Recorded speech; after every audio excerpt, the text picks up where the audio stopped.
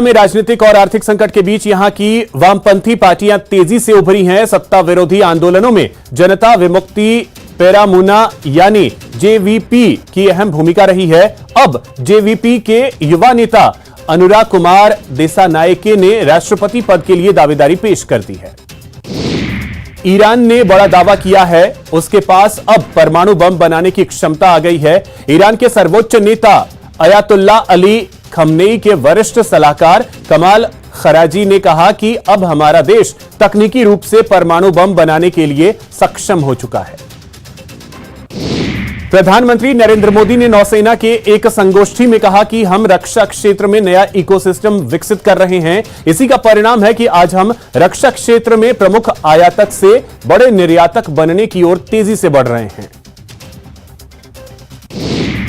पूर्व प्रधानमंत्री मनमोहन सिंह सोमवार को लोकतांत्रिक धर्म का निर्वहन करते हुए राष्ट्रपति चुनाव में मतदान करने व्हील चेयर पर पहुंचे। भारत के नए राष्ट्रपति के चुनाव के लिए सोमवार को देश भर में संसद और राज्य विधानसभाओं में गुप्त मतदान द्वारा वोटिंग हुई।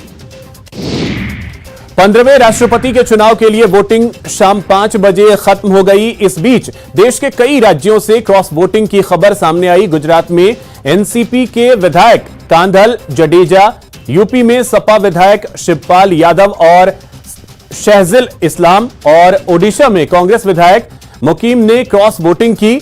सभी ने एनडीए उम्मीदवार द्रौपदी मुर्मू को वोट किया।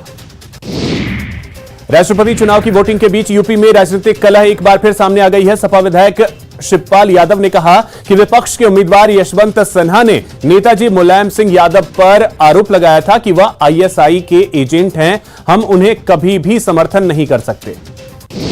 पूर्व भाजपा प्रवक्ता नूपुर शर्मा ने अपने खिलाफ दर्ज एफआईआर में गिरफ्तारी पर रोक लगाने की मांग करते हुए सुप्रीम कोर्ट में अर्जी दाखिल की है। विवादित बयान देने पर नूपुर के खिलाफ कई जगह एफआईआर दर्ज हुई है। नूपुर ने सभी एफआईआर को क्लब करने का निर्देश देने की भी मांग की है। नूपुर शर्मा ने अर्जी में अपनी जान को भी खतरा बताया है। Civil aviation minister Jyotiraditya Scindia ने भारतीय एयरलाइन कंपनियों के प्रमुखों के साथ बैठक की और उनसे सुरक्षा निगरानी बढ़ाने का निर्देश दिया। बीते 1 महीने में विभिन्न एयरलाइंस के विमानों में तकनीकी गड़बड़ी की कई घटनाएं सामने आई। महाराष्ट्र में मुख्यमंत्री की कुर्सी के बाद अब शिवसेना पर घमासान तेज हो गया है। बागी गुट के नेता एकनाथ शिंदे ने सोमवार को अपने समर्थक विधायकों के साथ बैठक की, जिसमें पार्टी की पुरानी राष्ट्रीय कार्यकारिणी भंग कर दी गई। नई कार्यकारिणी का ऐलान में उद्धव ठाकरे को हटाकर मुख्यमंत्री एकनाथ शिंदे को शिवसेना का नया नेता चुन लिया गया। अल्ट न्यूज के को फाउंडर मोहम्मद जुबैर की अर्जी पर सुप्रीम कोर्ट में सुनवाई हुई। सुप्रीम कोर्ट ने निर्देश दिया कि मोहम्मद जुबैर के खिलाफ यूपी में पहले से दर्ज एफआईआर में आगे अभी कोई एक्शन नहीं लिया जाएगा। इस मामले पर अब सुप्रीम कोर्ट 20 जुलाई यानी बुधवार को सुनवाई करेगा। नीट की परीक्षा के दौरान केरल के कोल्लम से हैरान कर देने वाला मामला सामने आया कि आरोप है कि Marthoma institute of information technology स्थित एग्जाम सेंटर पर सख्ती के नाम पर छात्राओं के अंडरगारमेंट्स तक उतरवा दिए गए।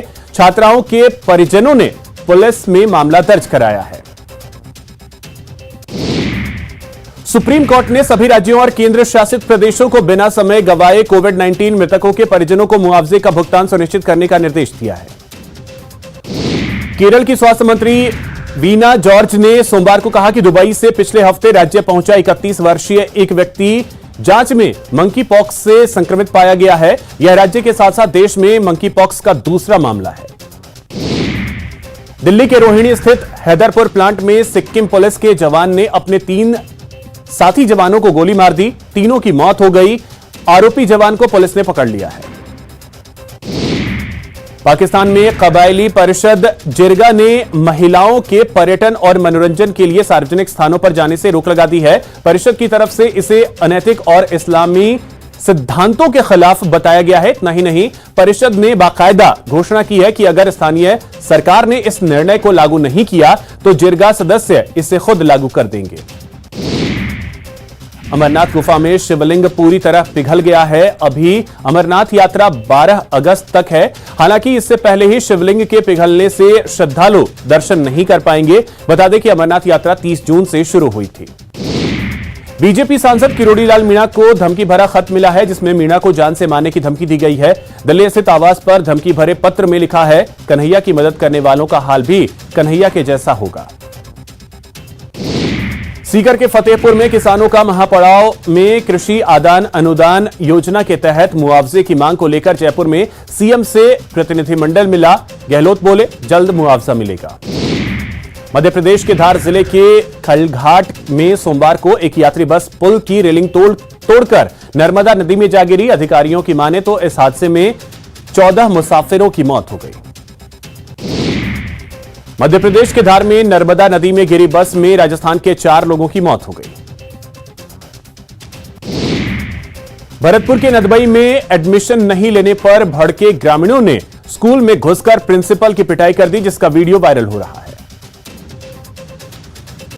कोटा में हिजाब पहनकर नीट की परीक्षा देने का मामला तूल पकड़ता जा रहा है। बजरंग दल के कार्यकर्ताओं ने कलेक्टर कार्यालय में ज्ञापन सौंपा और हिजाब पहनकर परीक्षा दिलवाने की अनुमति देने वालों के खिलाफ कड़ी कार्रवाई की मांग की।